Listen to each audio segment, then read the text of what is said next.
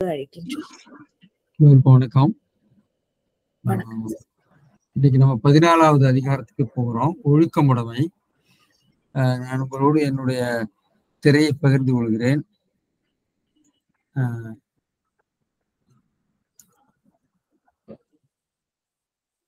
ஒழுக்கமுடைமை என்ற 14வது அதிகாரம். ஒழுக்கமுடைமை என்ற அதிகாரத்துல நம்ம பார்க்கறதுனால ஒரு சின்ன முன்னுரை மாதிரி ஒழுக்கம் உடைமை அப்படிங்கிறத ஒழுக்கம்னா என்ன என்பதை பற்றி ஒரு விவாதத்தை நம்ம வைத்துக்கொள்ளலாம் நினைக்கிறேன். ஒழுக்கம் அப்படிங்கிறதுக்கு நீங்க அரைவிலக்கணம் பார்த்தீங்கன்னு சொன்னா தமிழ் பேரகராதியில நடை, நல்லொழுக்கம், தீ ஒழுக்கங்கள். ஒழுக்கம்னா நல்லொழுக்கம், தீ ஒழுக்கம் எல்லாத்தையும் குறிக்கும், நல்லொழுக்கத்தையும் குறிக்கும்.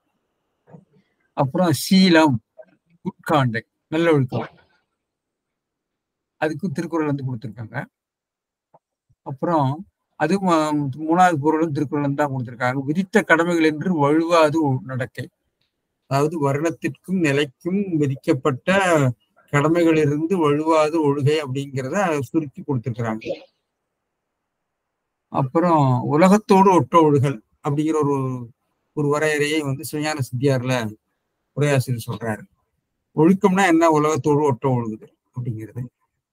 அப்புறம் செல்லுகை, இன்னும் பல பொருள் இருக்கு. உயர்ச்சி, அப்புறம் ஜாதி அப்படிங்கிற பொருள் கூட இருக்கிறதாக குலம் என்று பிங்களந்தை கொடுத்திருக்கிறது என்று பார்க்கிறோம். இதுல பார்க்கிறப்ப நாம பார்க்கிற போது நடை அல்லது ஒழுக்கம் என்பது நடை அல்லது கடமைகளில் வழுவாது நடத்தல். எனவே நடத்தல் என்று வருகிற போது மனம், மொழி, மெய் என்ற பாகுபாட்டில மெய் சார்ந்த செயல் தளத்தில் இருக்கக்கூடியதான் ஒழுக்கம் போல தோன்றுகிறது. ஒழுக்கம் என்பது மெய் என்று சொல்லப்படுகிற, காயம் என்று சொல்லப்படுகிற செயல்களை குறிக்கிறதா. ஆனால் அது செயல்களுக்கு அடிப்படையான பண்புகள் மனதாலே தான் மேற்கொள்ளப்பட வேண்டும் அல்லது பயிலப்பட வேண்டும். மொழி என்பது கூட ஒரு வகையில செயல்பாட்டினுடைய தளத்துல விடலாம். அதனால திருக்குறள் நல்ல ஒழுக்கத்துல ஒன்றாக நல்ல சொற்களை சொல்லுதல் என்று சொல்லியிருக்கிறார். எனவே நாம பொதுவாக பழக்க வழக்கங்கள், தொன்று தொட்டு வருகின்ற பழக்க வழக்கங்கள், அது சமய ஒழுக்கமா இருக்கலாம், ஜாதி ஒழுக்கமா இருக்கலாம், இல்லறம் போன்ற நிலைகளாக இருக்கலாம், துற ஒழுக்கம்னு பேசுறோம். இன்னும் சங்க இலக்கியத்தில் பார்த்தீங்கன்னா களவு ஒழுக்கம், கற்பு ஒழுக்கம், புறத்தொழுக்கம், மறுத்தனை சொல்றாங்க. எனவே மெய் சார்ந்த செயல்பாடுகளை, பழக்க வழக்கங்கள், செயல்கள் நாம் குறிக்கிறோம். திருவள்ளுவர் இதுக்கு என்ன சொல்லியிருக்காருன்னா, திருவள்ளுவர் வரைவிலக்கணம் சொல்றாரு. It's not defined. ஒழுக்கம்னா என்னங்கிறத அவர் சொல்லவே இல்லை. எனவே நம்ம எப்படியெல்லாம் நூல்களில் சொல்லப்பட்டிருக்குங்கிறது சின்ன ஒரு முன்னுரை மட்டும் நான் சொல்றேன். தொல்காப்பியத்துல ஒழுக்கம் அப்படிங்கிறது வாகைத்திணையில சொல்லப்பட்டிருக்கு. ஒழுக்கமுடைமை கட்டமை ஒழுக்கத்து கண்ணுமையானும் என்ற சூத்திரத்துல சொல்லியிருக்கிறார். அதாவது வாகைத்திணையில ஒரு முக்கியமான பண்பாக ஒரு தலைவனுடைய அந்த ஒழுக்கத்தில மேம்படுகிறது அப்படின்னு சொல்லியிருக்காரு. அதுக்கு இளம்பொருள் ஒழுக்கமுடைமையாவது தம் குலத்திற்கும் இல்லறத்திற்கும் ஒத்த ஒழுக்கமுடையராதல், வருணத்திற்கும் நிலைக்கும் என்று பின்னாடி பெருமையாளர்கள் சொல்ல போறார். அதாவது நம்முடைய நம்முடைய வாழ்க்கை நிலை என்று சொல்லுதான் ஆசிரமம். வருணம்ங்கிறது ஜாதி அந்த காலத்துல மையமா வச்சிருக்காங்க. அது உங்களுடைய குரூப், எந்த குழு சேர்ந்திருக்கிறீங்களோ அதை பொறுத்துங்கிறது பாக்குறோம். இதுக்கு விளக்கங்கள் இருக்குது, அதுக்கு நான் உள்ள பிறகு போறேன். அதுல ஒழுக்கமுடைமை அப்படிங்கிறது தன் குலத்திற்கும் இல்லறத்திற்கும் ஒத்த ஒழுக்கமுடையராதல் என்று பொருள் சொல்லியிருப்பாரு. சரி, இவர் ரச்சிரார்க்கினியர் என்ன சொல்றாருன்னா, வேதம் முதலியவற்றால் கட்டுதல் அமைந்த ஒழுக்கத்தோடு பொருந்திய காட்சியானோம். அந்த சூத்திர அடிக்கு பொருள் சொல்ற வேதம் முதலிய ஸ்மிருதிகளிலே சொல்லப்பட்டிருக்கக்கூடிய அந்த ஒழுக்கங்களை கட்டமைக்கப்பட்ட அந்த ஒழுக்கம் என்று சொல்றார். இவை மனத்தான் இவ்வொழுக்கங்களை குறிக்கொண்டு ஐம்பொறியினை வென்று தடுத்தலாம். ஏன்னா மனசுல தோன்றி ஐம்பொறி வழியாக வெளிப்படுகின்றதுதான் ஒழுக்கம். அவை இல்லறத்திற்குரியவாக 4 வருணத்தார்க்கும் கூறிய எனவே 4 வர்ணம், 4 நிலைகள்: அடக்கமுடைமை, ஒழுக்கமுடைமை, நடுநிலைமை, பிறர்மன நயவாமை, வெஃகாமை, புறங்கூறாமை, தீவினை எச்சம், அழுக்காராமை. இவர் இங்கே சொல்லியிருக்கிறதெல்லாம் பெரும்பாலும் மனம் சார்ந்தது ஆகத்தான் இது சொல்லப்பட்டிருக்கிறது. இது திருக்குறள்லயே நிறைய அறங்களை சொல்லியிருக்கிறார். இந்த அறங்கள்ல ஒழுக்கமும் ஒரு கூறாக திருக்குறள்ல இதெல்லாம் அமைந்திருக்கிறது. அதுல இருந்து எடுத்துக்காட்டு கொடுத்துருக்காங்க. சரி, அடுத்தது இதுல இருந்து பார்த்தீங்கன்னு சொன்னா, நம்முடைய தொல்காப்பிய உரையாசிரியர்களுடைய கருத்துப்படி வர்ணத்திற்கும் நிலைமைக்கும், அதாவது வர்ணத்தும்னா அந்த அவருடைய குலத்திற்கும் அவர் வாழ்க்கை நிலைக்கும் ஏற்ற நடத்தை என்ற ஒரு பொருளை கொண்டிருக்கிறார்கள். சரி, இனி அடுத்த நிலையில நம்ம பார்க்கிற போது பார்த்தீங்கன்னா, திருக்குறள்ல ஒழுக்கம் பற்றி எந்த வரைவிலக்கணம் அவர் சொல்லலை. ஆனா ஒழுக்கத்தை பற்றி அவர் ஒழுக்கம்ங்கிற சொல்ல கையாளுறாரு, தீயொழுக்கம், நல்லொழுக்கம் என்ற சொல்ல கையாளுறாரு, ஆச்சாரம் என்ற ஒரு சொல்லையே கையாண்டு இருக்கிறார். அது ஆசாரம் என்ற வட சொல்லை. ஒழுக்கத்துக்கு சமமான அச்சமே கீழ்களது ஆச்சாரம். அதாவது இந்த கயவர்கள் பயப்படுத்தினா தான் ஒழுங்கா இருக்கும். எனவே அந்த பயம்தான் கயவர்களுடைய ஒழுக்கம். பயம் காரணமாகவே கயவர்களிடம் ஒழுக்கம் ஏற்படும். அச்சம் காரணமாக, தண்டனை கொடுப்பதன் மூலமாக. இன்னும் எஞ்சின் அவா உண்டேல் உண்டாம் சிறுகு. அவா உண்டா அவனுக்கு ஏதாவது கிடைக்கும்னு தெரியுமா, அவனுடைய விருப்பங்கள் நிறைவேறும் என்று சொன்னால் அவன் ஒழுக்கத்தோடு இருக்கான். எனவே அச்சமும் ஏதாவது கிடைக்கும், நன்மை கிடைக்கும் என்ற எதிர்பார்ப்பும் ஒழுக்கமுடையவனாக நடந்து கொள்வதற்கு துணை செய்யும் அப்படின்னு திருவள்ளுவரை சொல்லிட்டார். சரி, அடுத்து படிற்றொழுக்கம். கூடா ஒழுக்கம்னு ஒரு அதிகாரம் இருக்கு. அது துறவியல் படிற்றொழுக்கம்னு அதில் சொல்லுவார். அப்புறம் கடவுள் வாழ்த்துல பொய்தீர் ஒழுக்க நெறி, பொறிவாயில் ஐந்தவித்தான் பொய்தீர் ஒழுக்க நெறி என்று சொல்கிற போது, பொய்தீர்ந்த ஒழுக்க நெறி, அதாவது பொறிவாயில் ஐந்தவித்தான் ஆகிய அந்த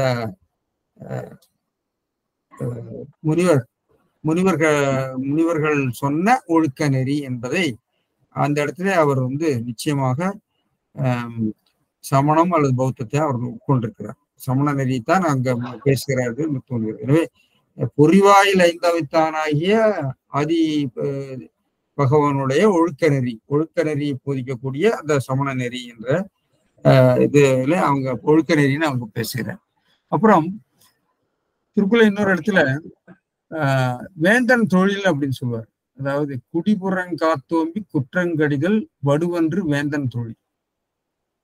அதாவது குடிமக்களை காப்பதற்காக குற்றங்களை கடிதல், தண்டனை கொடுத்து தீயோரை அழித்தல் என்பது, அல்லது கொலையிற் கொடியாரை வேந்தொருத்தல் என்பது சாதி தர்மம் என்று பரிமையாளர்கள் உரை எழுதுவார். அதுக்கு வேந்தன் தொழில், அதாவது ராஜாவுடைய சத்திரிய தர்மம் என்ற பொருள்ல தொழில் அப்படிங்கிறார். அது ஒழுக்கம் இல்ல, தொழில் சொல்றார்.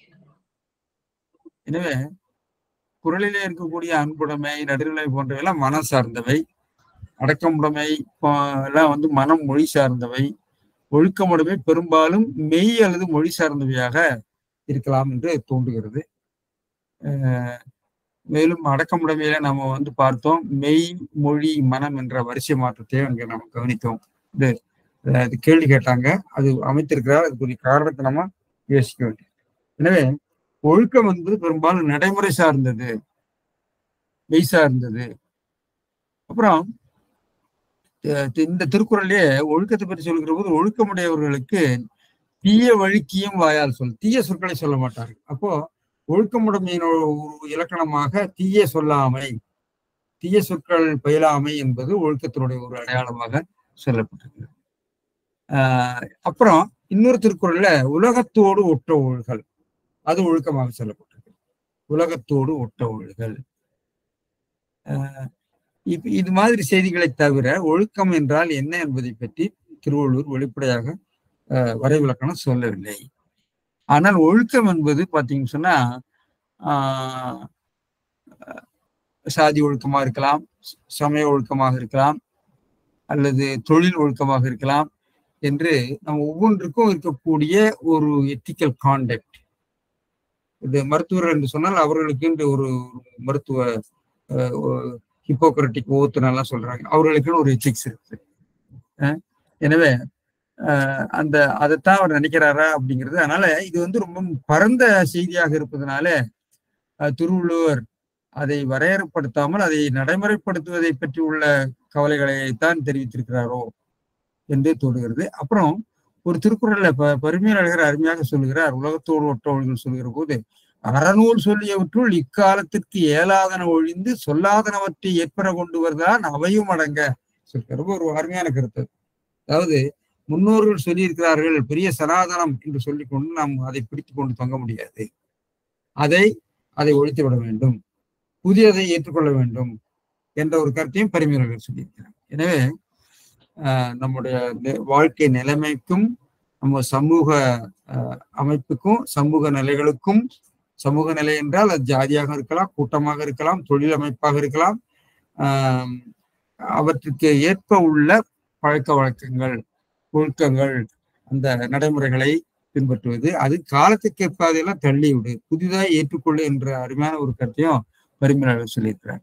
எனவே அடங்க உலகத்தோடு ஒட்ட என்றும் அக்கல்விக்கு பயன் அறிவும் அறிவிற்கு பயன் ஒழுக்கமும் சொல்லியிருக்கிறார். எனவே கல்வி கற்றவர்கள் ஒழுக்கமாக இருக்க வேண்டும் என்றால் அந்த கல்வியினுடைய பயன் என்று அவர் சொல்லுகிறார். எனவே அதே மாதிரி ஒழுக்கமுடையாருக்கு ஒல்லாவே தீய வழுக்கியும் வாயால் சொல், தீய சொற்களை ஒழுக்கமுடையவர்கள் வாயிலிருந்து வராது என்று ஒரு இது சொல்லியிருக்கிறார். அப்புறம் கூடா ஒழுக்கம் என்பது துறவுகளை பற்றி பேசுகிற இடத்துல சொல்கிறார். தாம் விட்ட காம இன்பத்தை உரநன்மையின் பின்னும் விரும்புமாறு தோன்று அவ்வாறே கொண்டு நின்று தவத்தோடு பொருந்தாததாய தீய ஒழுக்கம் என்று அதுக்கு விளக்கம் சொல்லியிருக்கிறார்.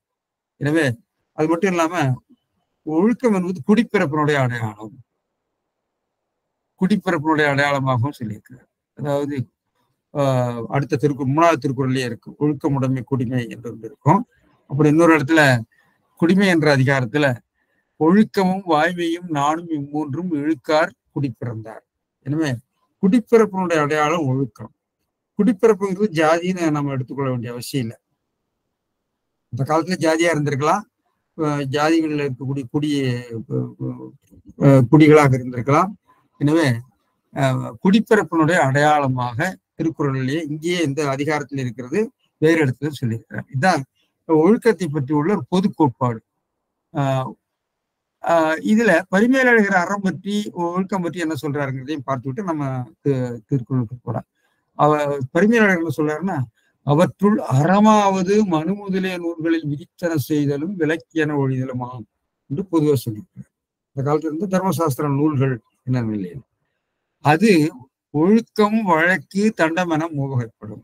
எனவே அறம் என்ற ஒரு பெரிய பாகுபாட்டுல ஒழுக்கம் முக்கிய இடம் பெறுகிறது. வழக்கு என்பது நம்முடைய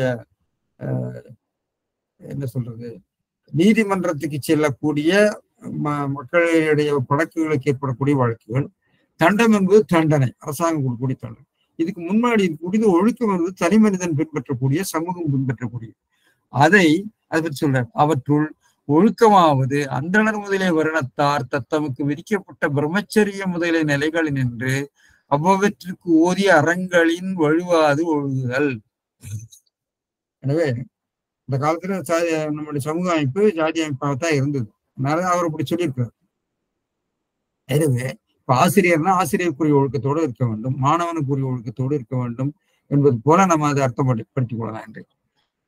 எனவே வழக்கு தண்டம்ங்கிறது பற்றி எல்லாம் சொல்லியிருக்காரு. சொல்லிவிட்டு சொல்றாரு, இவற்றுள் வழக்கும் தண்டமும் உலக நெறி நிறுத்துதற் பயத்தவாவது அல்லது ஒழுக்கம் போல மக்கள் உயிர்க்கு உறுதி பயத்தற் சிறப்பலாகலானும் அவைதாம் நூலானே அன்றி உணர்வுகிரியானும் தேயவேட்கியானும் அறியப்படுதலானும் அவற்றை ஒழித்து, அதாவது வழக்கு தண்டத்தை ஒழித்து இன்று தெய்வப்புலமை திருவள்ளுவரார் சிறப்புடைய ஒழுக்கமே அறமன் எடுத்து சொல்லுவார்.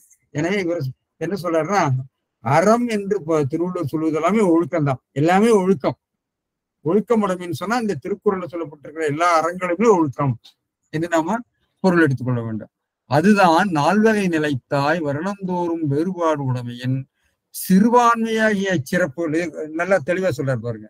நீ வர்ணம் இதுக்கு ஒட்டி வந்தாலும் அதையெல்லாம் சிறுபான்மை, அதை ஒழித்து விட்டு எல்லாருக்கும் ஒத்தலின் பெரும்பான்மையாகிய பொதுவியல் தான் இங்க பேசுறேன்.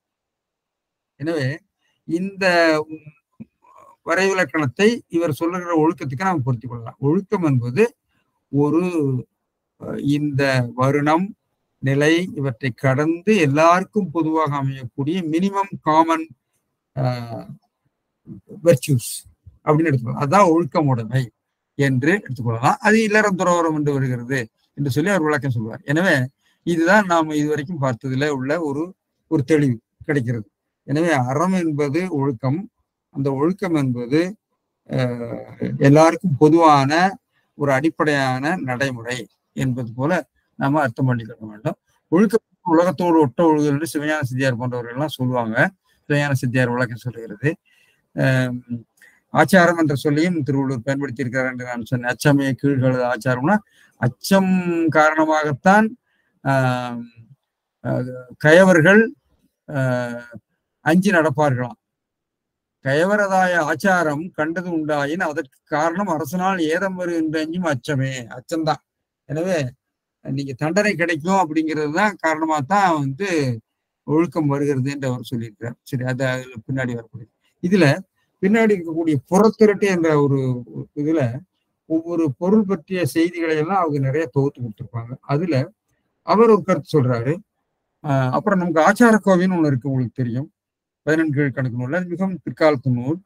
அது பெரும்பாலும் வடமொழியில் இருக்கக்கூடிய தர்மசாஸ்திர நூல்களுடைய சுருக்கம் என்று நாம் பார்க்கிறோம். அது பெரும்பாலும் வருணத்திலே மேல்தட்டில் இருக்கக்கூடிய வருணத்தாரை மையமிட்டு அந்த ஒழுக்கங்கள் சொல்லப்பட்டிருக்கின்றன.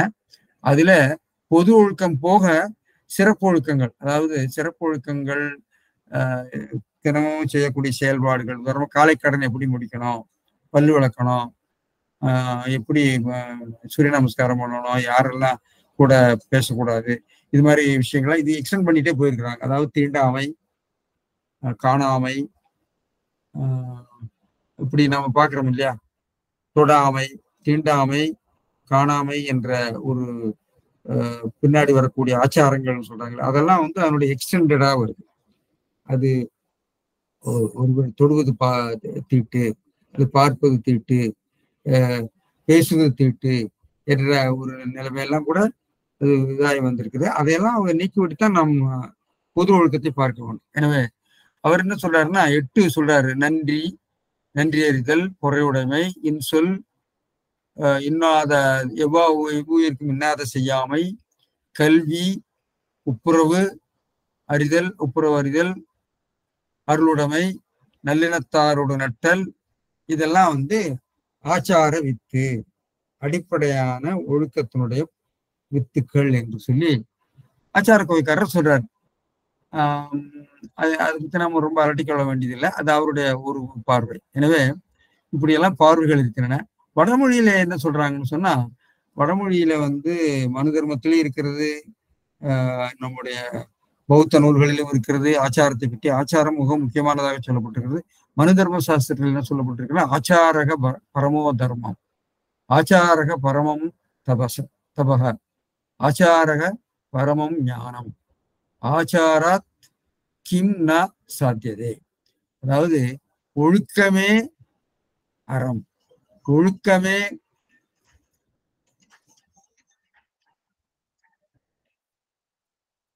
நான் மீட்டிங்ல இருக்கு. ஒழுக்கமே தர்மம், ஒழுக்கமே தவம், ஒழுக்கமே அறிவு, ஒழுக்கத்தினால் கிடைக்காதது எது இருக்கிறது என்று மனுஸ்மிருதியில ஒரு சூத்திரம் சொல்லுகிறது. இதே மாதிரி நிறைய மனுஸ்மிருதி போன்ற எல்லா நூல்களிலும் இருக்கிறது, பௌத்த நூல்களிலும் இருக்கிறது. ஆச்சாரம் தான் அடிப்படை என்பதை சொல்லியிருக்கிறோம். ஆச்சாரத்திலே தவிர்ந்தால் பிராமணன் கீழே போய்விடுவார். அது 3வது திருக்குறள் 4வது திருக்குறளை நம்ம பார்க்க போறோம். அப்ப நம்ம பார்க்கலாம். அதனால அதாவது ஆச்சாரம் மொராலிட்டி, பிஹேவியர்னு சொல்றீங்களா, அதுதான் ஹையஸ்ட் தர்மா. அது ஸ்மிருதிகளிலும் சொல்லப்பட்டிருக்கிறது படி நடந்து கொள்வதுதான் இருவரப்பாளனுடைய கடமை. அதிலிருந்து வீழ்ந்தால் அவன் வீழ்ச்சி விடுவான் எல்லாம் சொல்லப்பட்டிருக்கிறது. எனவே அதை நம்ம மறுபடியும் நான் அதை பத்தி பார்க்கலாம்னு நினைக்கிறேன். அந்த இடத்துல திருமண சீதாராமன் இந்த 108வது இதுல சொல்ற போது மொழிபெயர்க்கிற போது வேதத்திலும் ஸ்மிருதிகளிலும் விவரிக்கப்பெற்ற ஒழுங்குகளே இதில் கூறப்படுவது, மனுஸ்மிருதியில சொல்லப்படுவது வேதத்திலும் ஸ்மிருதிகளிலும் விவரிக்கப்பெற்ற ஒழுங்குகளே இதில் கூறப்படுவதால் தனது நல்லாற்றை விரும்புகிற த்விஜன் இருபுறப்பாளன் இதில் ஈடுபட வேண்டியதாகும் என்று சொல்லி 108வது சூத்திரம் சொல்லப்பட்டிருக்கிறது. எனவே இவ்விதம் அனைவருக்கும் தலைமையாக விளங்கும் பிராமணன் ஒருவன் தனது சீலங்களை விட்டு விலகுவானாயின் அவனுக்கு வேதம் வழங்கும் நற்பதம் கிடைக்காது. நெறி பிசகாமல் ஒழுகும் ஒருவனுக்கே எப்பதமும் குறைவர கிடைக்கும் என்று சொல்லப்பட்டிருக்கிறது. இதே கருத்து பௌத்த நூல்களிலும் இருக்கிறது. அதை நம்ம அடுத்த வகுப்புகள்ல சொல்கிறோம். இந்த தீகநாயம் போன்ற மெஜ்ஜிம நிகாயம் போன்றவற்றெல்லாம் அதில் சொல்லப்பட்டிருக்கிறது. இதே கருத்து சொல்லப்பட்டிருக்கிறது. ஒழுக்கம் தான் உங்களுடைய குடிப்பிறப்பை நிர்ணயிக்கிறது. நீ பிராமணனாக இருந்தால் மட்டும் உயர்ந்த பிறப்பாக முடியாது என்று பௌத்த நூல்கள் சொல்லுகிறன, சமண நூல்கள் அருங்கலட்சியர் போன்றவர்கள் சொல்லுகிறன. அதை நம்ம பிறகு விரிவாக பார்க்கலாம். எனவே பொதுவாக மொராலிட்டி அப்படிங்கிறது ஆங்கிலத்தில் அவங்க டிஃபைன் பண்றப்ப சொல்றாங்கன்னா, அதுக்கு அவங்க கொடுக்குற definition, generally speaking, morality is defined as the group or network of beliefs, values, norms, orders, prohibitions, and designs which are involved in the life of a person, group, people, social class, nation, or cultural environment in a certain historical period and which guide their actions. என்று ஒரு வரைவிலக்கணத்தை ஒரு தற்கால ஆசிரியர் சொல்றார். நாம இதுல புறத்தை திணையில கூட பார்க்கலாம். அதாவது ஆவும் ஆரிய பார்ப்பன மக்களும் பிணியடையூரும் பெண்டிரும் இந்த போர்க்களத்தை விட்டு போய் விடுவீர்கள் என்று சொல்லி அந்த கன்வென்ஷன்ஸ் நம்ம சொல்ல இன்டர்நேஷனல் கன்வென்ஷன் சொல்றாங்க இல்லையா, போர் பற்றிய உலக நாடுகள் இன்றைக்கும் வைத்திருக்கக்கூடிய சில மரபுகள் இருக்கு. அதெல்லாம் அந்த ஒழுக்கத்தினுடைய உச்ச நிலையில வரக்கூடியதாக இருக்கும். எனவே இதை அடிப்படையாக வைத்துக்கொண்டு நம்ம இப்போ ஒழுக்கமுறை என்ற அதிகாரத்துக்கு போகலாம். ஒழுக்கமுடைமை என்ற அதிகாரத்துக்கு என்ன பொருள் சொல்லியிருக்காங்கன்னு பார்ப்போம். ஒழுக்கமுடைமையாவது தத்தம் குலத்திற்கும் இல்லறத்திற்கும் ஏற்ற ஒழுக்கம் உடையராதல். எனவே குலத்திற்கும் வர்ணத்திற்கும் தன்னுடைய நிலைமைக்கு இல்லற நிலைமைக்கோ அல்லது துறவர நிலைமைக்கும் ஏற்ற ஒழுக்கம் உடையராதல். வரிதியார் ஒழுக்கமுடைமையாவது தான் பிடித்த நன்னறி மறவாமல் மரணாந்த மட்டும் கொண்டு ஒழுகுதல். இது பொது அறமாக சொல்லியிருக்கிறார். வறுமையாளர் என்ன சொல்றாருன்னா, அதாவது தத்தம் வருணத்திற்கும் நிலைக்கும், அதாவது வருணத்திற்கும் ஆசிரமத்துக்கும் ஓதப்பட்ட ஒழுக்கத்தினை உடையனர் ஆதல். ஒழுக்கமுடைமைன்னு சொன்னா ஒழுக்கம் உடையவர் ஆதல், ஒழுக்கம் உடையார் ஆதல். இது மெய் முதலிய அடங்கினாருக்கு அல்லது முடியாது ஆகலின் அடக்கமுடைமையின் பின் வைக்கப்பட்டது. ஒழுக்கமுடைமை என்ற அதிகாரம் ஏன் அடக்கமுடைமைக்கு பின்பு அமைந்திருக்கிறது என்பதற்கு ஒரு விளக்கத்தை பெருமையாளர்கள் இங்கே சொல்லுகிறார். எனவே இவருக்கும் மணக்குடவருக்கும் ஒரே கருத்து தான். முன்னோர் கருத்து, முன்னே உரையாசிரியர்கள் கருத்துப்படி வர்ணத்திற்கும் ஆசிரமத்துக்கும் ஏற்ற ஒழுக்கம் இது பொதுமைப்படுத்திக் கொள்ளலாம். நாம அன்றைக்கு வர்ணம் என்றும் நிலம் என்று சொன்னாங்க. இன்றைக்கு அவன் சார்ந்திருக்கிற அந்த கூட்டம் அல்லது அவன் வாழ்க்கை நிலை என்று நாம் அதை புதுமைப்படுத்திக்கணும். அதே மாதிரி கவிராசர், அதாவது அந்தந்த சாதிக்கும் ஆச்சார நிலைக்கும் சொல்லப்பட்ட ஆச்சாரத்தின் வழியே நடக்கிறதாம் என்று அவரும் அதே தான் சொல்றாரு. சாதி என்பது பிறப்பை பொறுத்ததன்று, தொழிலை பற்றியதாம்னு நம்முடைய தண்டவாள தேசியரையா விளக்கம் எழுதியிருக்கிறார். அதாவது எல்லாருமே வருணத்திற்குங்கிற கருத்தை மறுபடியும் திரும்ப சொல்லுவாங்க. எனவே தண்டவாள தேசியர் என்ன நினைக்கிறாரா, இத்தகைய பல உரைகளில் உலகின் பல்வேறு சமுதாயங்களுக்கும் மொத்த ஒழுக்கங்களை உணர்த்துகிறார் என்ற கருத்துடைய உரைகளை சிறந்தவை. நிலை வர்ணசாதி வேறுபாடுகளை கூறாது பொதுமையில் நிற்கும் வள்ளுவர் உள்ளவும் அதுவேறும். ஏன்னா இங்க அதெல்லாம் சொல்லல. வர்ணத்திற்கும் நிலைமைக்கும் ஏற்ற ஒழுக்கங்களை அவர் சொல்லவே இல்லை. பொதுவாக ஒழுக்கம் என்றுதான் முதல்ல சொல்லியிருக்கிறார். இந்த திருக்குறளை அறம் என்று சொல்லப்பட்டிருக்கிற ஒழுக்கங்கள் எல்லாம் எல்லாருக்கும் பொதுவானவைக்கு தான் சொல்லியிருக்கிறார். ஜாதி அல்லது நிலைக்கேற்ற ஒழுக்கங்கள் என்று அவர் வரையறுப்படுத்தவில்லை. நிலைக்கேற்ற ஒழுக்கங்கிறது நாம் யூகித்தெறியக்கூடிய விதத்திலே இல்லறத்தாருக்குரியது துறவரத்தாருக்குரியது என்று வேறுபடுத்தலாமே ஒழிய ஜாதிக்கேற்ற ஒழுக்கங்களை அவர் சொல்லவில்லை. ஆனா ஜாதியை பற்றி குறிப்பு வருவது வேறொரு கருத்தை வெளிப்படுத்துவதற்கு அதை நம்ம அங்க வரும்போது பேசலாம். எனவே இதுதான் என்னுடைய பின்னணி. எனவே திருக்குறளை ஒழுக்கம் பற்றி வருகிற சொற்களை எல்லாம் நான் திரட்டி பார்த்தேன். பார்த்து தான் இந்த சொல்லியிருக்கேன். இப்போ நம்ம திருக்குறளுக்குள்ள போகலாம். முன்னரை கொஞ்சம் நீண்டு விட்டது. இப்போ இந்த திருக்குறள் இந்த அதிகாரத்துல ஒழுக்கம் என்ற சொல்லைத்தான் இப்போ எல்லா இதுலயும் சொல்லியிருக்கிறார். இப்போ பொதுவாக மற்ற அதிகாரங்கள்ல திருவள்ளுவர் அந்த அதிகார தலைப்பினுடைய பல்வேறு ஒருபொருட் பன்மொழிகளை சினானிம்ஸை பயன்படுத்துவார், பரியாயங்கள். ஆனால் இந்த அதிகாரத்துல பெரும்பாலும் ஒழுக்கம் என்பதைத்தான் அவர் சொல்லியிருக்கிறார். ஒரே ஒரு இடத்துல நல்ல ஒழுக்கம் தீய ஒழுக்கம்னு சொல்லியிருக்கிறாரு. மற்றபடி எல்லாம் ஒழுக்கம் ஒழுக்கம் என்றுதான் சொல்லியிருக்கிறார். ஒழுகல் ஒழுக்கம் என்று. எனவே ஒழுக்கம் என்பதற்கு வேற சொல் அவருக்கு இங்கே ஆழ்வதற்கு விருப்பம் இல்லை போல. அச்சாரம் என்பதை அங்க பயன்படுத்தியிருக்காரு, ஆசாரம்னு சொல்லி. எனவே இவை இரண்டு. அப்புறம் வந்து இந்த மொத்த அந்த திருக்குறளை பார்க்கிற போது பிரிக்கிற போது முதல் 2 திருக்குறளையும் வந்து அதாவது ஒழுக்கத்தினுடைய சிறப்பை பற்றி பேசியிருக்கோம். அடுத்த 5 திருக்குறள் வந்து ஒழுக்கம் உள்வழிப்படும் நன்மையும் இல்வழிப்படும் குற்றமும் பேசப்பட்டிருக்கோம். இறுதியாக சொல்லாலும் செயலாலும் நடக்க வேண்டிய பின்பற்ற வேண்டிய ஒழுக்கங்களை சொல்லி அவர் முடித்திருப்பார். இதுதான் திருக்குறளுடைய அமைப்பு. எனவே இங்க இந்த திருக்குறள் அதிகாரத்துல பெரிய அணிநயம் வாய்ந்த செயல்கள்லாம் அதிகம் இல்லை. கருத்துக்களைத்தான் அவர் அழகுபட சொல்லியிருக்கிறார். அந்த கருத்துக்களை ஒரு அளவை நடையில அதாவது காரணகாரிய விளக்க நடையில அதை சொல்லியிருக்கிறார் என்று பார்க்கிறோம். என்ற இந்த முன்னுரையோடு இப்பொழுது நான் வந்து 2 திருக்குறளை பார்க்கலாம். முதல் திருக்குறள் வந்து ஒழுக்கம் விழுப்பம் தரலான் ஒழுக்கம் உயிரினும் ஒம்பப்படும். இதுதான் முதல் திருக்குறள். இதுல ஒரு நுட்பம் இருக்கு, நாம சொல்றேன் என்னங்கிறது. ஒழுக்கம் விழுப்பம் தரலான். ஒழுக்கமுடைமை, ஒழுக்கம்ங்கிறது ஒழுக்கமுடைமை, சீர்மையை தருதலானே. விழுப்பம்ங்கிறது சீர்மையை தருதலானே ஏது அவ்வொழுக்கத்தை மறுபடியும் ஒழுக்கம்னு சொல்லியிருக்கிறாரு. தருதலான் அவ்வொழுக்கம்னு வரணும், அது இல்லை. அவ்வொழுக்கத்தை தனது உயிரை காட்டினும் மிக காக்க வேண்டும், உயிரினும் காக்க வேண்டும் சொல்லியிருக்கார். இது ஒழுக்கம் மேற்கூறிய நன்மையெல்லாம் தருமாதலின் அதை தப்பாமல் செய்ய வேண்டும் என்று வலியுறுத்திற்று என்பது இந்த திருக்குறளுக்கு அவர் கொடுக்கிற வழக்கம். ஒழுக்கத்தை உயிரை போல நாம் பேண வேண்டும். உயிரை விட சிறந்தது அது, எல்லா நன்மையும் தருவதனாலே என்பது ஒரு கருத்து. பரிமையாளர் எப்படி சொல்றாரு? ஒழுக்கம் ஒழுக்கம் தான் சொல்லியிருக்கார். ஒழுக்கம் ஒழுக்கம் உடமைன்னு சொன்னாரு. இவர் ஒழுக்கம் ஒழுக்கம் விழுப்பம் தரலான், எல்லாருக்கும் சிறப்பினை தருதலான். தரலான், தருதல் என்பது தன்மை முன்னிலைக்குரிய சொல். ஆனால் இங்கே அவர் எப்படி பொருள் சொல்லியிருக்காருன்னா, எல்லாருக்கும் சிறப்பினை தருதலான்னு சொல்லியிருக்கிறார்.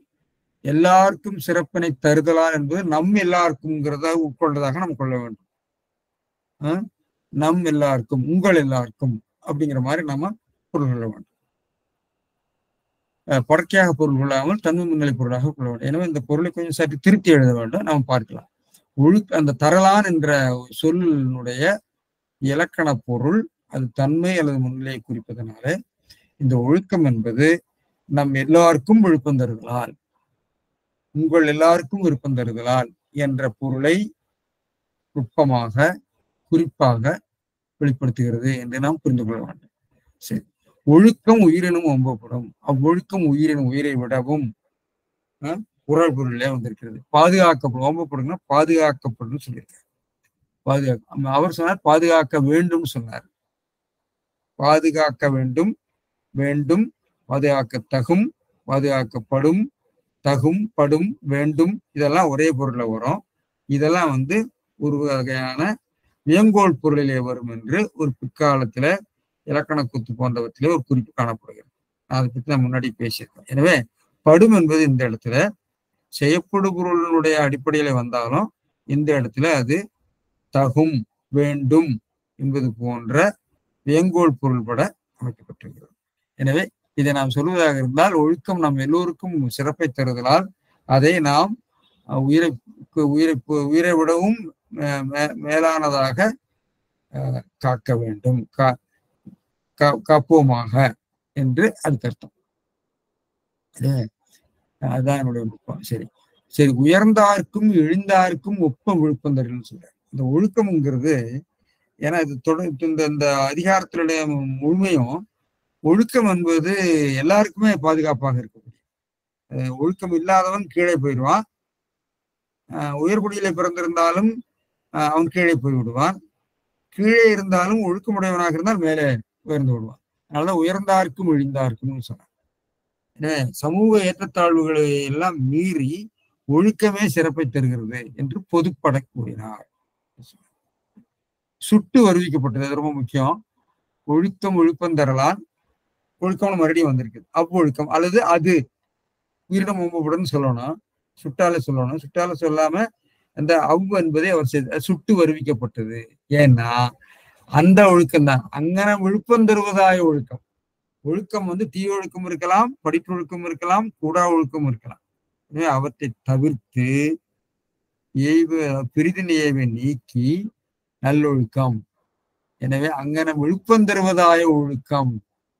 எனவே அவ்வொழுக்கம் என்பது விழுப்பம் தருவதாய அந்த நல்ல ஒழுக்கம்தான் உயிரினம், மற்ற ஒழுக்கம் அல்ல. அதை நாம் புரிந்து கொள்ள வேண்டும். அதனால ஒழுக்கம் உயிரினம் ஓம்பப்படணும். ஒழுக்கம்ங்கிறது நியூட்ரல் வேர்டு, பொது வேர்டு. அது ஒழுக்கம் என்பது பொதுவாக நாம் பயன்படுத்துகிற போது நல்ல ஒழுக்கத்தை குறித்தாலும், அவன் ரொம்ப பண்பான ஆள்னு சொன்னா நல்ல பண்பான ஆள்னு அர்த்தம். மோசமான பண்பான ஆள்னு நம்ம சொல்லலாம். அதை பண்பு, மோசமான பண்பும் நல்ல பண்பும் இருக்கலாம். ஏன்னா அது மாதிரி இது விழுப்பம் தருவதாய ஒழுக்கம் தான் உயிரினம் ஓம்பப்படும், மற்றதல்ல என்பதை ரொம்ப நுட்பமா சொல்லியிருக்கார் பெருமையாளர். நுட்பமா. சரி, அடுத்தது, உயிர் எல்லா பொருளையும் சிறந்ததாயினும், நம்ம இருக்கிறதுலயே நமக்கு ரொம்ப மிகவும் அரிய பொருள் ஆறுயிர் என்பது உயிர் தான். ஒழுக்கம் போல விழுப்பம் தாராமையின் உயிரினும் ஓம்பப்படும். ஒழுக்கம் நமக்கு உயர்வை தருவது போல, வெறும் உயிரோடு இருப்பதனால மட்டும் ஒருவனுக்கு உயர்வு வந்து விடாது, அவன் ஒழுக்கத்தோடு இருக்கிற போது உயர்வு வந்து விடுறதுனால அதை ஓம்ப வேண்டும் என்ற ஒரு நுட்பத்தையும் அவர் எடுத்து சொல்லியிருக்கார். மற்ற பூவா போன்றவர்கள்லாம் அப்படியே சொல்லியிருக்காங்க. ஒழுக்கமே எல்லோருக்கும் மேன்மையை தருவதாக இருப்பதால் அந்த ஒழுக்கமே உயிரை விட சிறந்ததாக போற்றப்படும் என்று பார்க்கிறோம். தமிழர்கள் உயிர் சிறந்தது, உயிரை காட்டிலும் ஒழுக்கம் சிறந்தது. ஏனெனில் ஒழுக்கமே அவ்வுயிரோடு கூடிய வாழ்க்கைக்கு விழுப்பத்தை தருகிறது. விழுப்பம் நிலைத்த நன்மதிப்பு சிறப்பு. எனவே ஒழுக்கத்தை உயிரை காட்டிலும் கருத்தாக பாதுகாக்க வேண்டும்னு சொல்லியிருக்காங்க. ஒழுக்க சிறப்பு இல்லாத உயிர் மதிக்கப்படாது. ஒழுக்கம் தவறியும் கழுவாய் தேடி வாழலாம் என்பர் சிலர். ஒழுக்கமா உயிரா என்று வரும்போது ஒழுக்கத்தை காக்க உயிரையும் விட்டு விடலாம் என்பதே வள்ளுவர் கருத்து என்று அவர் ஒரு வழக்கம் சொல்லியிருக்காங்க. சரி, என்னுடைய கருத்து. சரி, என்னுடைய வாக்கியத்தை பார்த்தால், ஒழுக்கம் விழுப்பம் தரலாம், அவ்வொழுக்கம் உயிரினும் ஓம்பப்படும். என்பது வருவிக்கப்பட்டிருக்கிறது. என்பது பிரிதினைவு நீங்கிய அடையாக, சுற்று அடையாக அங்கே வருவிக்கப்பட்டிருக்கிறது. இல்லை என்றால் அந்த இடத்துல அந்த வாக்கிய அதை கோக்க முடியாது. அந்த ஒரு டிஸ்கோர்ஸ்ல அந்த இடம் துண்டுபட்டு மாதிரி நிற்கும். அதை இணைக்கக்கூடியதாக அதை கொண்டு வந்திருக்காரு. அதுக்கு விளக்கம் சொன்னேன். அவ்வொழுக்கம் விழுப்பம் தருவதாய ஒழுக்கம் என்று நாம் பொருள் கொள்ள வேண்டும். சரி, இதனுடைய அளவு அமைப்பு நான் முன்பே சொன்னேன். இந்த அதிகாரத்துல மிகவும் இலக்கிய நயத்தை வெளிப்படுத்துகின்ற திருக்குறள் அமைப்பு இல்லை.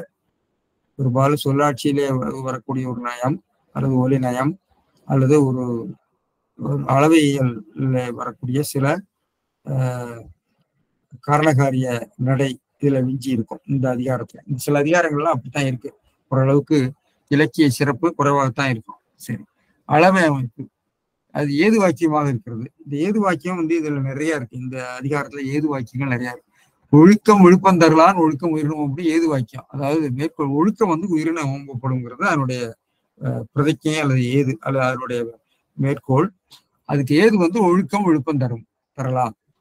எடுத்துக்காட்டுலாம் அவர் சொல்லலை. எடுத்துக்காட்டு அவர் சொல்லவில்லை. அதை நாம உட்கொண்டுக்க வேண்டியதான். உயிரை போன்றது, உயிரை விடவும் சிறந்தது என்று நம்ம அதை நல்லா விளக்கம் சொல்லலாம். ஆனா அங்கு வெளிப்படையாக இல்லை. எனவே இதான் அதனுடைய அளவியல் அமைப்பு. அடுத்தது அதனுடைய விளக்கங்களுக்கு போகிறபோது ஒழுக்கம்ங்கிறது ஒழுக்கம் தான் பொருள் சொல்லியிருக்காரு. அதுக்கு விளக்கம் டெஃபினிஷன் கொடுக்கல. எல்லாருக்கும் சிறப்பினை தரலாம். சிறப்பு விழுப்பம்ங்கிறது சிறப்பு தருதலான். நம்ம எல்லோருக்கும் அதை நம்ம தருதல் அப்படிங்கிற சொல் தருகின்ற இலக்கண பொருள்னாலே நம்ம எல்லோருக்கும் என்று எடுத்துக்கொள்ள வேண்டும். அவ்வொழுக்கம் நான் முன்பே சொன்னேன். உயிரினும் உயிரை விடவும் சிறப்பு உண்மையோட சேர்ந்து வந்திருக்கிறது. என்ற 5ஆம் வேற்றுமை உறவு பொருள் உயிரினும் பாதுகாக்கப்படும். நாம் பாதுகாக்க வேண்டும், பாதுகாப்போமாக என்று நாம படும் என்பது தகும் என்ற அந்த பொருளே வரும். எனவே நீங்க இது இன்றைக்கு நான் சொல்லுகிற பொருள்ல சொல்றதா ஒழுக்கம் நம்ம எல்லோருக்கும் சிறப்பினை தருதலாம். அவ்வொழுக்கத்தை உயிரினும் மேலாக பாதுகாக்க வேண்டும், உயிரினும் மேலாக பாதுகாக்க வேண்டும் என்று நாம் அதுக்கு பிரிவுரை சொன்னால் இன்னும் நேராக இருக்கும். பார்க்கிறோம். இந்த படும் என்பது தகும் என்ற பொருளே வருகிறது என்பதை நான் குறிப்பிட்டேன். சரி, இதுல வேற இந்த திருக்குறள்ல ஓம்புதல் என்ற இது வருது. அடுத்த திருக்குறள்லயே 2 இடத்துல வருகிறது. நம்ம அங்க பார்க்கிற போது பார்க்கலாம். இந்த திருக்குறள்ல பெரும்பாலும் மேற்கோளாக வந்திருக்கிறது இளம்பொறார், நச்சினார்க்கினியர் போன்றவர்கள் இந்த கட்டமை ஒழுக்கத்து கண்ணுமை ஒழுக்கத்து அப்படிங்கிற இடத்துல ஒழுக்கமுடைமைக்கு எடுத்துக்காட்டாக இதை சொல்லியிருக்கிறார்கள். அது போக இந்த திருக்குறள் எல்லாம் அதிகமாக மேற்கோள் ஆட்சி பெறவில்லை. சரி, நீ அடுத்ததாக அடுத்த திருக்குறளுக்கு போலாம். இதுவும் அதே கருத்து தான், வேற மாதிரி சொல்லுகிறது. பார்க்க பரிந்து ஓம்பி காக்க ஒழுக்கம், பரிந்தோம்பி காக்க ஒழுக்கம், தெரிந்தோம்பி தேரினும் அகுதே துணை. சோ ஒழுக்கம் பரிந்தோம்பி காக்க, தெரிந்து ஓம்பி தேரினும் அகுதே துணை. அகுதே துணை. ஒழுக்கம் பரிந்து ஓம்பி தெரிந்து ஓம்பி என்ற சொல்லை மீண்டும் மீண்டும் ஆண்டிருக்கிறார். அதன் மூலமாக ஒரு உள்நயம் வருகிறது. பரிந்து தெரிந்து தேரினும் போன்ற எதிர்கள் நம்ம குறித்து கொள்ளலாம். சரி, இதுல மணக்குடவர் பரிந்துங்கிறது வருந்தி, வருந்தி போற்றி ஒழுக்கத்தினை காக்க. அது உயிரினும் ஓம்பப்படும் சொன்னாரு. அது மறுபடியும் அதை வற்புறுத்துறாரு. எல்லா அறங்களையும் நல்லதனை தெரிந்து எதுல தெரிந்து எல்லா அறங்களிலும் நல்லதனை தெரிந்து அதனையும் தப்பாமல் ஆராய்ந்து பார்க்கணும். ஆராய்ந்து ஓம்பி தெரிந்து ஓம்பி நல்லதனை தெரிந்து அதனையும் தப்பாமல் ஆராய்ந்து இருக்கிறார். ஓம்பி பார்ப்பினும் தமக்கு ஒழுக்கமே துணையாம் ஆதலால், தமக்கு அந்த ஒழுக்கமே அவ்வொழுக்கமே துணையாகும். இதுவும் ஏது வாக்கியமாகத்தான் அவர் எடுத்திருக்கிறார். ஏது வாக்கியமாகத்தான் எடுத்திருக்கிறார். எனவே தெரிந்தோம்பி அதுதான் துணை, அதுதான் உயிரை விட மேம்பட்டது. அதனால அதை நீங்க ஓம்பி காக்க வேண்டும் என்று கொஞ்சம் ரெப்படிஷன் தான் வருது. சரி, பரிமையாளர்கள் என்ன சொல்றாரு? ஒழுக்கம் ஓம்பி பரிந்து காக்க, ஒழுக்கத்தினை ஒன்றானும் அழிவுபடாமல், ஓம்பிங்கிறதுக்கு அழிவுபடாமல் பேணி பரிந்து வருந்தியும் காக்க.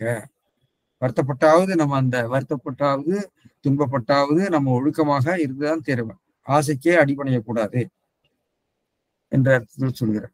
தெரிந்து ஓம்பி தேரினும் அகுதே துணை அகுதே.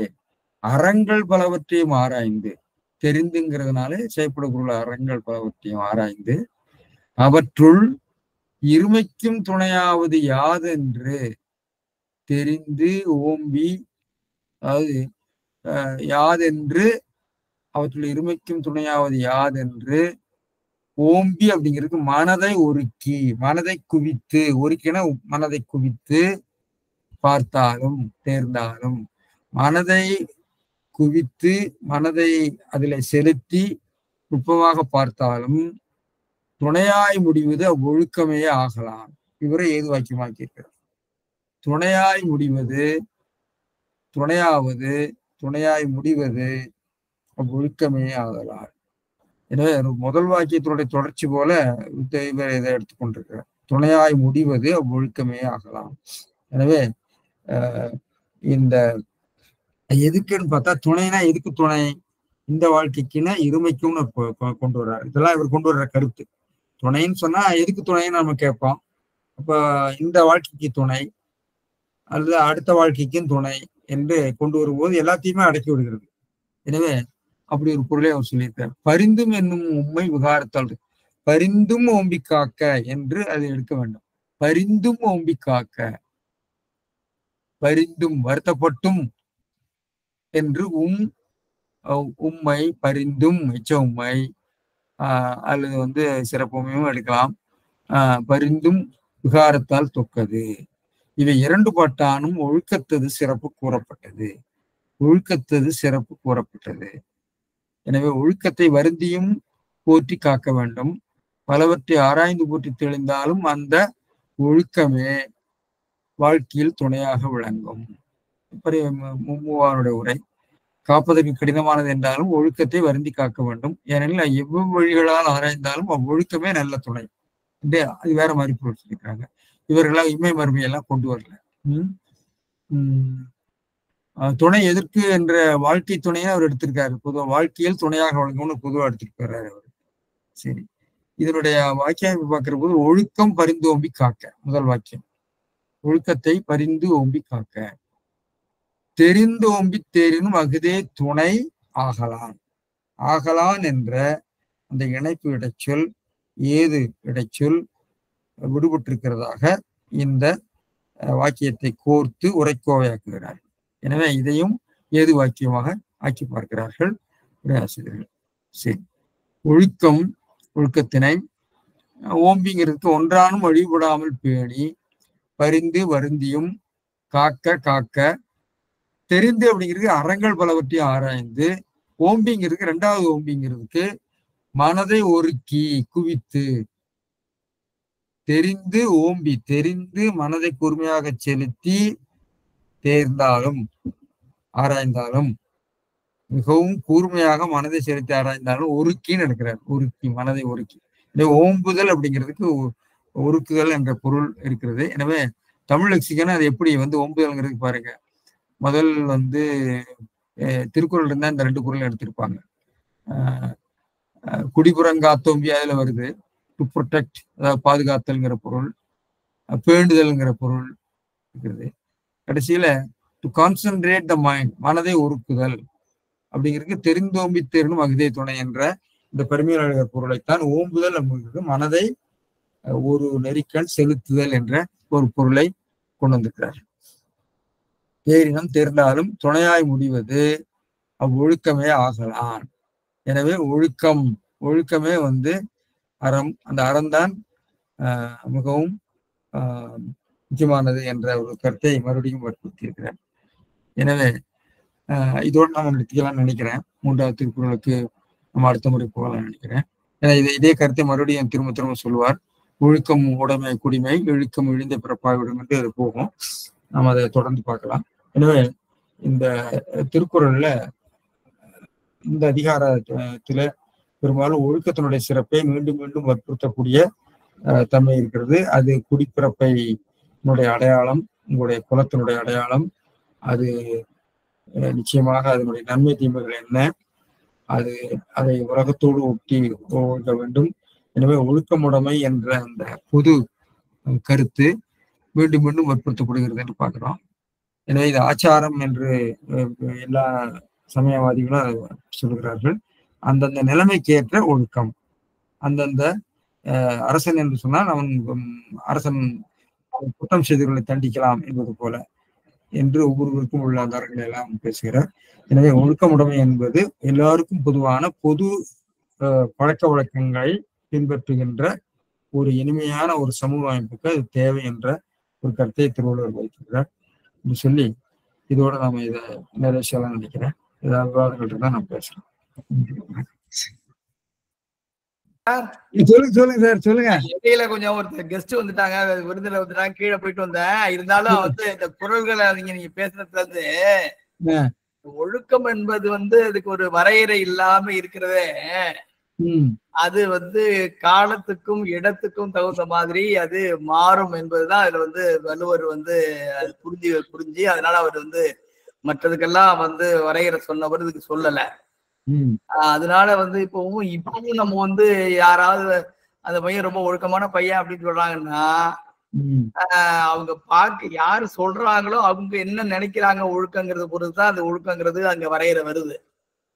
அடக்கம், ரொம்ப அடக்கமான பையன், ரொம்ப ஒழுக்கமா இருப்பாப்பா அப்படின்னு ஒரு உயர் சாதியை சேர்ந்தவர் ஒரு தாழ்ந்த ஜாதி இப்பவும் வந்து சேர்ந்து கேட்டா சொன்னார்னா அவர் வந்து நம்மளை பார்த்தா கொஞ்சம் மரியாதையா நடந்துக்குவாரு அப்படிங்கறதுதான் பொருள். அது பெரியவங்களை பார்த்தா மரியாதை நடந்துக்குவாரு, அவன் வந்து கொஞ்சம் இதா உள்ள பையன்ப்பா அப்படின்னு சொல்றது. அப்ப ஒழுக்கம் என்பது காலத்திற்கும் இடத்திற்கும் ஏற்றவாறு மாறக்கூடியது. இங்க இருக்கிற ஒழுக்கம் கிடையாது இல்லையா இங்கிலாந்துல, இங்க இருக்கிற ஒழுக்கம் கிடையாது இல்லையா வேற ஒரு வட இந்தியாவில வேற இடத்துலயோ. அதனால வந்து இது ஒரு அதனாலதான் இந்த குறள்கள் எல்லாமே இப்படி வந்து பொதுவானவையா இருக்குன்னு நான் நினைக்கிறேன் இல்லைங்களா? நிச்சயமா நிச்சயம். அவரே பரிமையாளரே சொல்றாரு, காலத்துக்கு பொருந்தாதது, நூல்களிலே சொல்லி பொருத்தமில்லாதது எல்லாம் விட்டுறலாம் அப்படின்னு சொல்றாரு இல்லையா? இப்ப நீங்க வந்து சங்க இலக்கியத்துல மருதத்திணை என்று போற்றப்பட்டிருக்கிறது. மருத ஒழுக்கம்ங்கிறா, அது புறத்த ஒழுக்கம்ங்கிறா, அது இப்ப நேர ஒழுக்கமோ கெட்ட ஒழுக்கமானு தெரியல. ஆனா அத இலக்கியங்கள் விரிவாக பேசியிருக்கிறார்கள். தொல்காப்பியருக்கு இலக்கணம் வகுத்திருக்கிறார். இன்றைக்கு மருதத்திணை வந்து 19ஆம் நூற்றாண்டு வரைக்கும் மருதத்திணை இருந்தது. ஆனா இன்றைக்கு அது தடை செய்யப்பட்டிருக்கிறது சட்ட ரீதியாக. ஆனா இன்றைக்கு நான் சொல்லிட்டு இருந்தேன் இந்திராட்ட, இன்னைக்கு சீரியல்களை பார்த்தீங்கன்னா அந்த மருதத்திணை தான் வருது நிறைய, திரும்ப திரும்ப நிறைய சீரியல்களுடைய தீம் மருதத்திணை ஒழுக்கத்தை தான் சொல்றாங்க. சார் மருதத்திணை இல்லாம ஒண்ணுமே இயங்காது. இன்னைக்கும் அப்படிதான். திருவள்ளுவர் தொல்காப்பியர் வந்து அதை கடிந்து உரைத்திருக்கிறார் நல்ல, அதுதான். ஆனா அது வாழ்க்கையினுடைய ஒழுக்க முறைகளில் நீங்க அகம் அப்படின்னு எடுக்கும்போது ஒரு ஆணுக்கும் ஒரு பெண்ணுக்கும் உள்ள உறவு முறைகள்ல அதுவும் ஒரு உறவு முறையா தான் எந்த காலத்திலயும் இருக்குது. இன்னைக்கும் நம்ம அதுக்கு எவ்வளவுதான் நம்ம தடை விதித்தாலும் அதை கடந்து அது நிகழத்தான் செய்கிறது. அது நீங்க கடிந்து கொள்ளுதற்குரியதுன்றது யாருமே மறுக்கல. ஆனாலும் அதையும் ஒரு ஆஸ்பெக்டா சொல்றாரு. எப்படி சார் அன்பின் ஐந்தணைன்னு சொல்லும் போது அது எப்படி அன்பின் ஐந்தணை ஆகும்? அங்கேயும் ஒரு தப்பான அன்பு வந்துருச்சுன்னு அர்த்தம். ஆனா இது வந்து மறுபடியும் அந்த தீம் வந்து நம்முடைய இலக்கியங்கள்ல இருக்கான்னு எனக்கு தெரியல. இலக்கிய படைப்புகள்ல இன்றைக்கு இந்த சீரியல்கள்ல பாத்தீங்கன்னா எல்லா சீரியலும் ஒரு சீரியல்ல வந்தா எல்லா சீரியலும் அதே விஷயமா இருக்கு.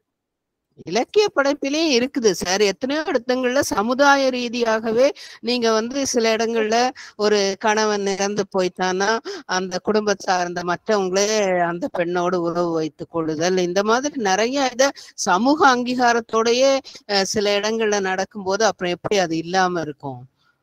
அது கண்டிப்பா இருக்கிறது என்பதை நாம் மறுக்க முடியாது. அது தவறானது என்பது ஒரு இன்னொரு நிலை. அதை வந்து இப்போ ஒழுக்கம் என்பது என்ன அப்படின்னு நம்ம பேசணும்.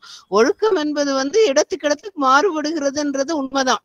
இப்போ சார் சொன்ன மாதிரி அவன் ஒழுக்கமான பையன் அப்படின்னு ஒருத்தர் சொன்னாருன்னா நமக்கு ஏற்ற மாதிரி நடந்துக்கிறான்ற பொருளும் வரும். ஆனாலும் அந்த ஒழுக்கத்திலேயே நம்ம வந்து சிலதெல்லாம் ஆப்சல்யூட் எத்திக்ஸ்னு வச்சிருக்கோம், சிலது சிச்சுவேஷனல் எத்திக்ஸ்னு வச்சிருக்கோம் நம்மளே இல்லையா? நம்மளே வந்து சில காரியங்களை கண்டிப்பா இப்படிதான் இருக்கணும் அப்படின்றதும் ஒன்று இருக்கு. அதான் நிலையை தெரியாது அடங்கியான் அந்த நிலை என்று ஒன்று இருக்கிறது. அதுல இருந்து தெரியாம நம்ம இருக்கணும். அப்படி இருந்தாதான் உலகமே நிற்கும், இல்லைன்னா உலகமே நிற்காது. ஆனாலும் அதுல நம்ம பல விதமான வேறுபாடுகளை நம்ம வைத்துக் கொள்கிறோம். நமக்கு ஏற்றபடி சூழலுக்கு ஏற்றபடி நம்ம ஏற்றுக்கொள்றோம் இல்லையா? எல்லா இடத்துலயும் ஒரே விதமாக நம்மளே இருக்கிறோம்னு சொல்ல முடியல. நம்ம இருக்கணும்னு நினைச்சா கூட நம்ம வந்து மாறிடுறோம். பலர் நினைக்கிறது கூட கிடையாது, ஒவ்வொரு இடத்திற்கு ஏற்ற மாதிரி ஒழுகிடலாம்னு நினைக்கிறாங்க.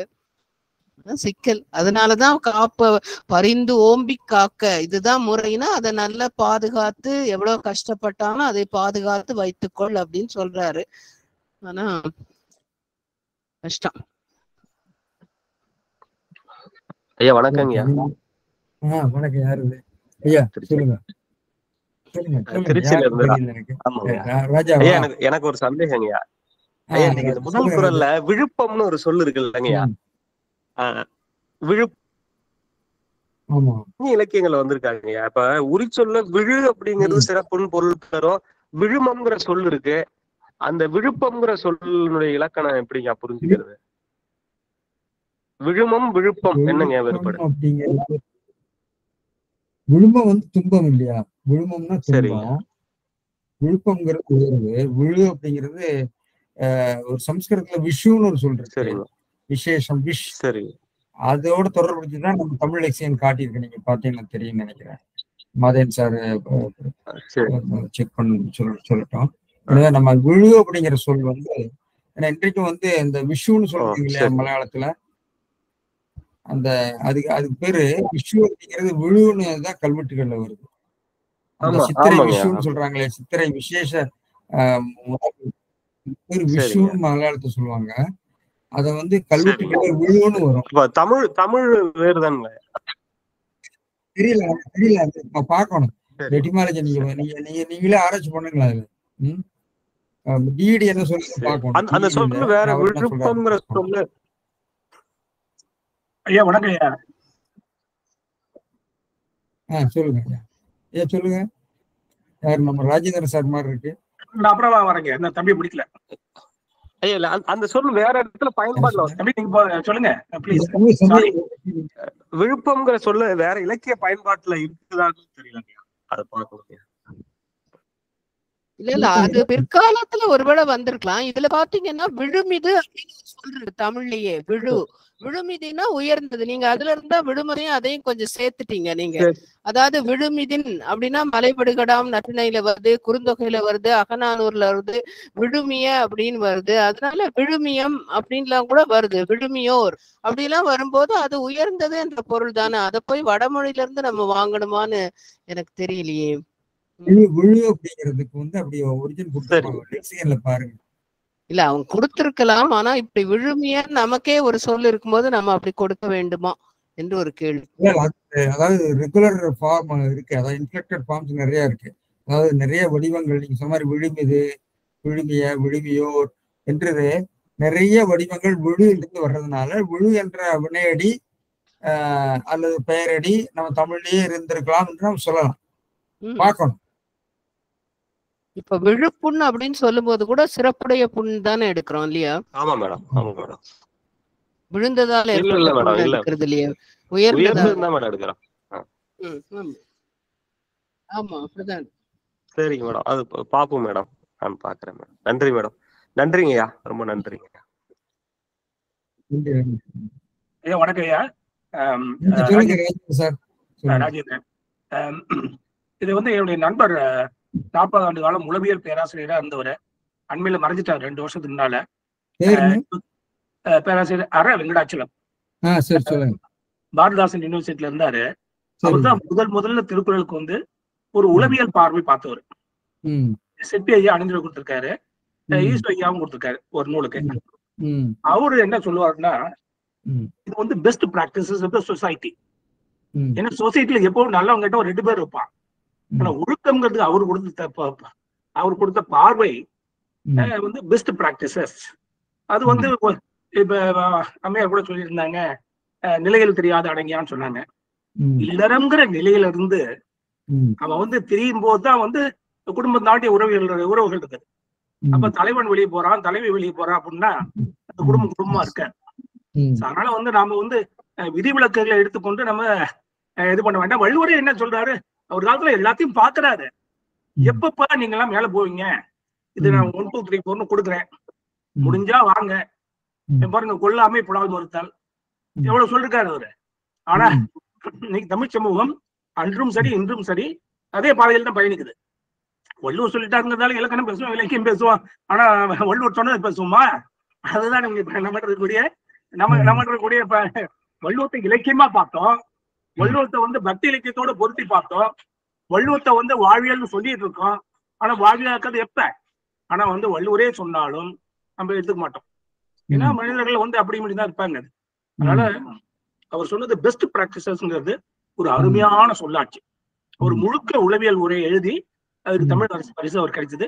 அந்த போஸ்ட்மஸா தான் கிடைச்சது. அவர் இறந்ததுக்கு அப்புறம் தான் தமிழ் வளர்ச்சித்துறையை அவர் கொடுத்தாங்க. திருக்குறள் ஒரு உளவியல் பார்வை. நான் உங்கள்ட்ட ஷேர் பண்ணிக்கிறேங்க. பள்ளிப்பா பிரதர்ஸ் போட்டாங்க. அது இல்லாம ஆங்கில நூல் வந்து என்ன போட்டாரு, திருக்குறள் லைஃப் ஸ்கில் அப்ரோச்ல 2000 பக்கம் எழுதினார். யாரு? அவரேதான். Thirukkural life skill approach. அது ஹார்ட் காப்பி அவங்க மகள் வச்சிருக்காங்க. ஆனா சாஃப்ட் காப்பியும் கிண்டல்ல வந்து கிடைக்குதுங்க. 2000 பக்கம் எழுதினாரு. ஒவ்வொரு குறளா எடுத்துக்கிட்டு ஒவ்வொரு சாப்டர் எடுத்துக்கிட்டு இதுல இருந்து நம்ம என்ன லைஃப் ஸ்கில் வந்து நம்ம லேர்ன் பண்ணோம். ஏன்னா அவரு வந்து அடிப்படையில வந்து ஒரு சைக்காலஜி பேராசிரியர். அது ரொம்ப அருமையா, அதான் என்னை பொறுத்த வரைக்கும் திருக்குறள் வரலாற்றுல ஒரு அருமையான ஒரு நூல் அது. அதான் இந்த ரெண்டு ஒரு கருத்து ஒரு மாற்று கருத்து ரெண்டும் சொல்லலாம்னு பாத்தீங்க. என்னைக்குமே விதி விலக்குகள் விதியாகாது, அது எல்லாத்துக்கும் தெரிஞ்சதுதான். அது எப்போ வந்து அந்த அவரே சொல்றாரு இல்லையா, பலர் சிலர்னு 3 குறள் சொல்றாருன்னு நினைக்கிறேன். அந்த பலர் சிலர் வந்து வரும்போது பலர் அப்படித்தான் இருப்பாங்க. இனவகையால் தேறிய கண்ணும் இணைவகையால் வேறாகும் மாந்த பலர். இந்த பலர்னு சொல்றாரு அவர். மனத்தது மாசாக மாண்டார் நீராடி மறைந்தொழுகும் மாந்தர் பலர். அப்ப சிலர் தான் வந்து நான் சொல்றதை வந்து பார்க்க முடியும் அப்படிங்கிறது அவருக்கு அன்னைக்கும் தெரியுது. அதுதான் ஒரு கருத்தை மட்டும் வைக்கிறேங்க. சமூக பார்வை, அவருடைய சமூக பார்வை நீங்க சொல்றீங்க. ஆமா ஆமா, உயர்ந்த விழுமைங்கள. அப்புறம் இந்த விழுப்புரங்கிற பேர் கூட இப்ப டிஸ்கஷன்ல வரும்போது இந்த விழுப்புரம் விழுமியோர்கள் இருப்பதால் அந்த ஊருக்கு கூட விழுப்புரம் வந்திருக்கு. நல்ல நல்ல நல்ல கேள்வி, நல்ல உரையாடல் நடந்ததுங்க. நன்றி ஐயா. வணக்கம். வணக்கம். வணக்கம் குழந்தைவேல், சொல்லுங்க ஐயா. வணக்கம். அதாவது அவங்க ராஜேந்திரன் ஐயா சொன்ன மாதிரி உளவியல் நோக்குல திருக்குறளை பார்த்தீர்கள் என்றா, அதாவது இது வந்து இது பண்ணுனா இப்ப யோக பயிற்சி, மூச்சு பயிற்சி, உடற்பயிற்சி நகைச்சுவையா நான் நண்பர்கள்ட்ட சொல்றதா அப்படியாவது புரிஞ்சுக்குவாங்களான்னு அதைத்தான் அந்த மேற்கோள் காட்டினால ஐயா சொன்னது. உளவியல் பார்வையில பார்க்கறது வேற, இப்ப நாம பார்க்கறது வந்து இலக்கண பார்வை. அந்த மாதிரி அந்த நூல்ல இருக்கிற கருத்துக்கள் வந்து உண்மையிலுமே வாழ்க்கையில, ஆமா, மூச்சு பயிற்சி பண்ணா நுரையீரலுக்கு நல்லது, உடல் பயிற்சி பண்ணா உடலுக்கு நல்லது. யாருக்கு இது தெரியாது? எல்லாருக்கும் தெரியும். உடற்பயிற்சி மூச்சு பயிற்சி பண்றவங்க மருத்துவமனைக்கு போகாம உடல் நலம் காத்து நல்லா வாழ்றாங்க. பண்ணாதவங்க ஆங்கிலத்தில் சொல்லுவாங்களே, if a person doesn't have time to do exercise will definitely find a time to fall sickன்னு. அதனால எல்லாமே கொட்டி கிடக்கின்றனுங்கய்யா. தமிழில் நீதி செல்வங்கள்ல இது திருக்குறள் முதுகெலும்பு. அதை ஒட்டிய நூல்கள் பல 2000 ஆண்டுகளா இருந்தாலும் சரி, அதுக்கு கூடுதலாக இருந்தாலும். அதனால இதை நம்பினவங்களுக்கு நான் அடிக்கடி சொல்றதாங்க, நம்பினவங்களுக்கு அது வந்து கடவுள், நம்பாதவங்களுக்கு கல். திருக்குறள் கருத்துக்கள் வாழ்வியல் கருத்துக்கள் என்று கடைபிடிப்பவர்களுக்கு நல்ல வாழ்வு, மனநலமும் உடல்நலமும் உண்டு. அப்ப வெள்ளைக்காரெல்லாம் படிக்கலையானாக்கா இல்லை. தமிழர்களுக்கு அவர் எழுதியிருக்கிறாரு, ஆங்கிலம் பல மொழிகள் இருக்கு. அதனால இது வாழ்வியல் நூல். இதை கடைபிடிப்பதற்கு நம்ம இளைய தலைமுறைக்கும் வந்து வழிகாட்டுவது தலையாய கடமைகள் ஒன்று. நன்றிங்க ஐயா. வணக்கம்.